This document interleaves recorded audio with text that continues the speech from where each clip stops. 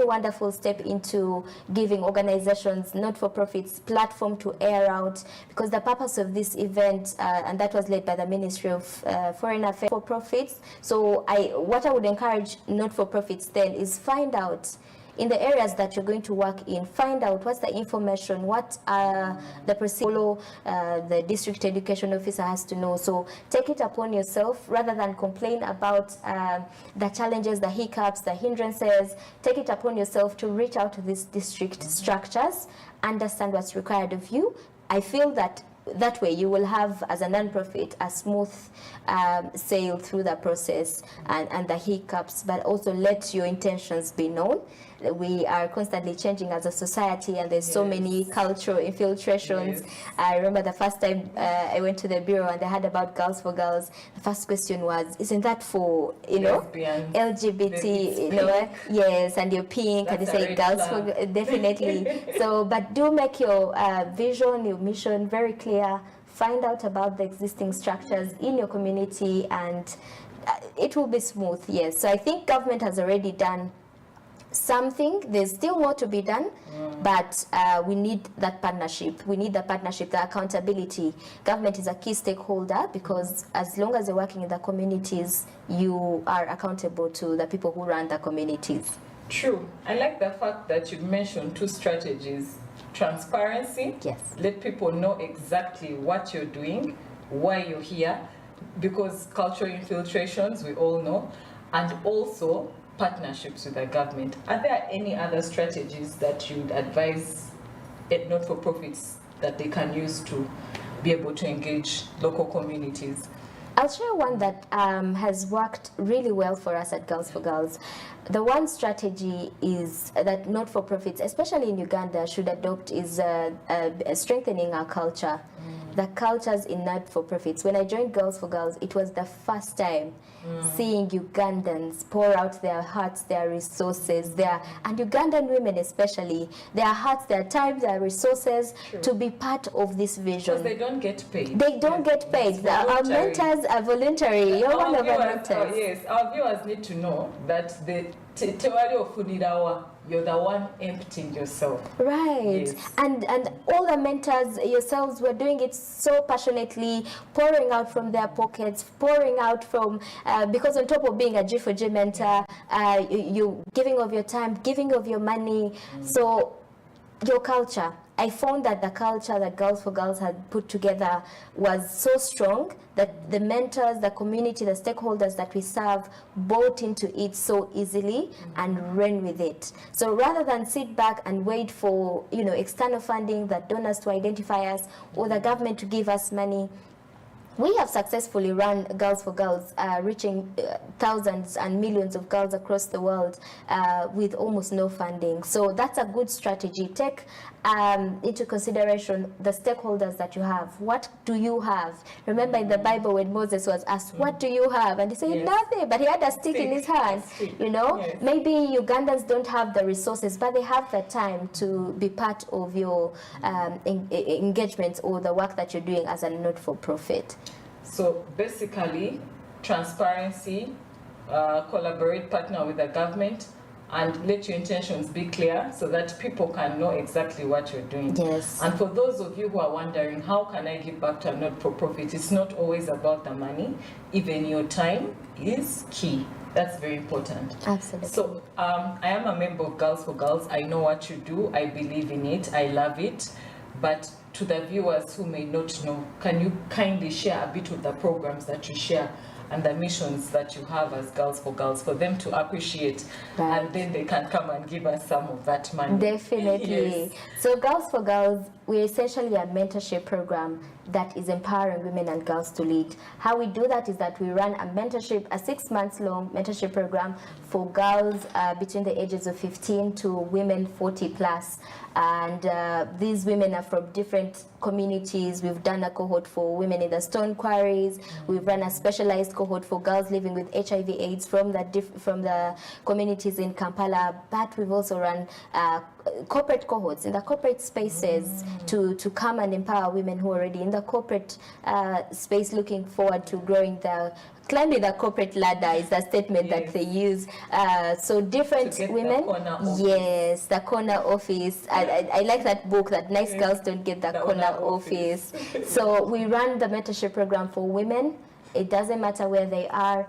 Our programs are online and physical engagements. We have categorized cohorts for women in STEM, that's science, technology, engineering, and maths. We've run a cohort for women lawyers. So as long as you're a female available to go through the mentorship program, Girls for Girls is happy to reach you in schools. We've been to universities and so many more spaces. So yeah, through the 6 months program, and our focus is on leadership.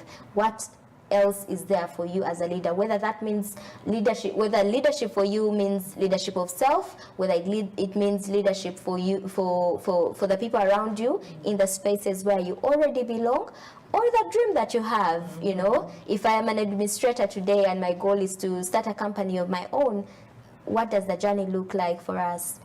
Yeah.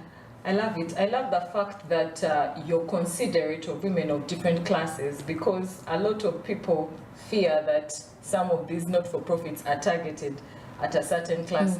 But for the women, because a woman in a stone quarry has benefited from Girls for Girls, a banker in a high multinational bank has benefited, a local entrepreneur who wants to find themselves has benefited. Yes. So it means that at the end of it all the women are benefiting from the customized programs, because this is key. Leadership is key for women. Thank you so much. Absolutely. So before we take our break, how are you working to empower and support girls and young women besides the trainings? What other things is Girls for Girls doing? So a theory of change, and it cuts across all the programs that we do, a theory of change is that if you want girls and women to thrive, create a safe space that will be able to nurture their skill. Whether that skill for Viola is she has a small business that is starting, just give her a safe space for her to express her ideas, to learn from others who are already in the field, and she will be able to thrive. So that is what we do across our programs.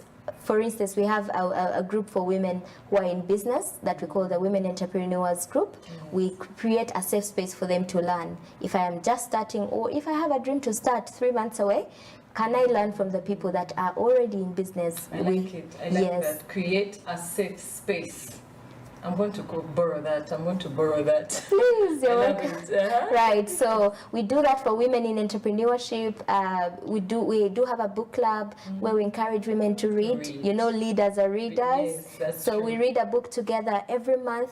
And last week when I checked, we were about 750 people meeting in the book club. In the book club. Wow. On Telegram, an initiative that was started by one of our mentors, who came in as a mentee. So there's a lot of room for growth and ideation in Girls for Girls. Yes, and so many more activities. Tomorrow we are hosting a lunch session on mental health, how to deal with childhood trauma. So across our programs, all we do and focus on is creating a safe space for women to share. Wow, that's so powerful. We need a minute to digest this, so we're going to take a break. I would like to thank Smart 24 for giving us this opportunity to come and talk about not-for-profits and the impact they have on Uganda. Our guest today, once again, is Gloria Komukama. Thank you so much, Project Manager at Girls for Girls. We have had a beautiful story. Please remember to follow Girls for Girls. They're available on LinkedIn, Instagram, IG, Twitter, name it, they are there. Thank you so much. And now we'll take a break and get back to the session. Thank you. Okay, need to digest.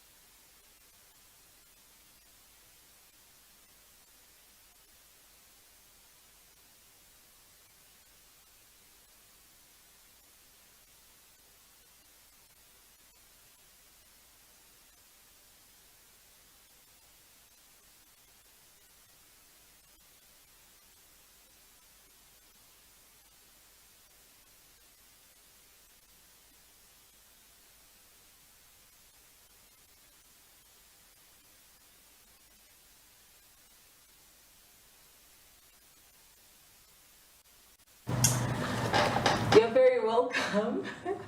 Welcome back to our show, Fat Talks Show. My name is Viola Mboneko, and today's show is about driving social impact. How do not-for-profits drive social impact, and how can this impact Uganda as a country? My beautiful guest earlier on, she's still here with us, Gloria Komkama, project lead, Girls for Girls. Gloria is a woman with many gifts. She's in BNI, Business Network International. As she gives us her parting shots later on, she'll be able to tell us more about herself. I feel like she didn't do yourself justice, as well as managing Project Girls for Girls. Anyone who knows Gloria knows that we really fly on her wings. Thank you so much for sharing your time and your gifts with our society. Now, Gloria, I would like people to appreciate that not-for-profits is about volunteering. Who is a volunteer, and what role do they play in not-for-profits? A volunteer, in simple terms, somebody who offers their time, their resources, essentially their time or their skills, even to support the cause of the not-for-profit or the entity that they are taking, collaboration with or taking interest in to volunteer. So they play a critical role, because imagine the volunteers come from different walks of life. What does that mean? They come with different skills, they come with different approaches on how to solve problems, and because we are raising leaders, for us we are not problem focused, we're looking for solutions for the case of Girls for Girls. And I think it's a very powerful resource that not-for-profits should embrace. The power of volunteers. Uganda is more than half is a young population. Sure. And this young population, a big majority of it is not employed. What are they doing at home if they're not volunteering, if they're not creating, if they are not in their parents' businesses, supporting their parents at home? I think that there's also a big desire from us, the young women, the young men and women, young children out of campus. They have a desire to be part. The not-for-profits have made it a bit hard for them to be absorbed in the system, because some will ask you for experience. But I'm coming from campus. And volunteering. Yes, and I would like to volunteer. So sometimes it's about understanding, what does this young person bring to the table? What skills, what new skills, what can we learn from them? What are they able to contribute to what we are doing already? So allow them to take part in the programs, allow them to dream, to create with you, because they are the people who are in the societies as well sometimes. So I think it's a very powerful resource that is untapped greatly. The past 3 years, Girls for Girls has had more than 7 volunteers.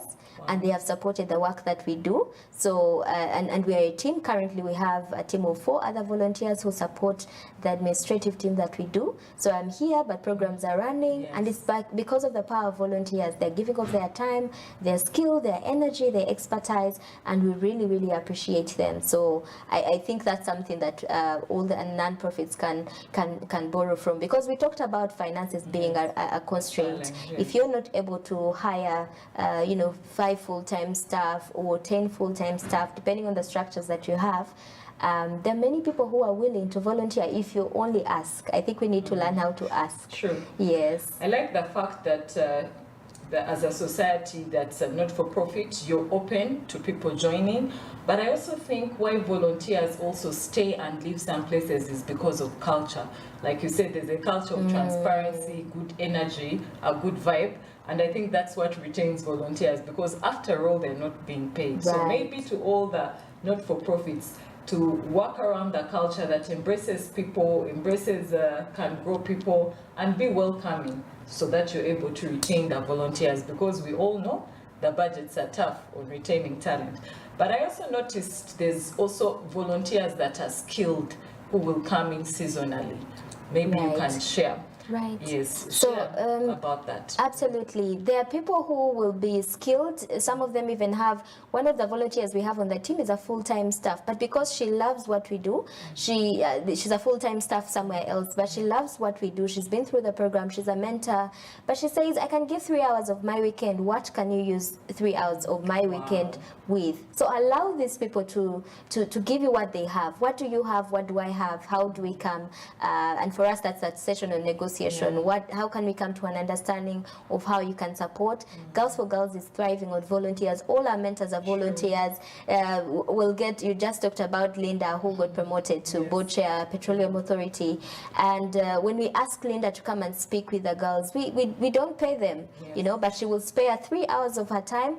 Come, speak, inspire, because for many of them, they'll tell you there's reverse mentorship, but they also appreciate the fact that they did not have some of these opportunities growing up in their career ladders, and now it's an opportunity for them to give. So for me, my heart is warm knowing that there are people who actually want to give back. There's so many people who want to give of their skill, their talent. If you're to have, let's say, someone who's very skilled in finance and as a non-profit, you're struggling with your budgets, but this person is willing to give you a day in their quarter. How do you utilize that and put everything together to fit within their schedule, to fit, their availability, so that you can tap into those skills? So ideally, volunteering is a balancing act of skilled volunteers and unskilled volunteers. We need them all, right? Yes.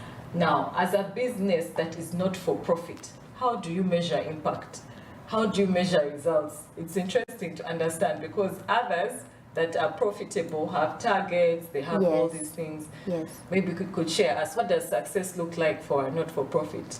So not-for-profits, essentially, as an organization, you have a strategy. Your strategy helps you define what you would call in sales, the targets, what are you looking at, what is the direction that you're taking in 5 years. And for instance, our strategy as Girls for Girls Global, we are looking to impact 1 million girls by 1 million girls, 10,000 mentors. Wow. Very audacious goal. What are the current numbers looking? The current numbers compared to the target, they're very promising. We've graduated more than 10,000 globally graduated, and that's not even counting the people who have been through our other podcasts, online engagements. But in Uganda alone, we've graduated more than 6,000. We have a pool of more than 650 mentors who are, engaging with these girls, and so many other people. I've talked about the 700 on Telegram, reading books. So we have such a big community, and we know that this goal can be achieved, because then we break it down. What does that mean for Uganda? What does that mean for new countries like Tanzania that have just launched? But the network is big, and we are continuously growing.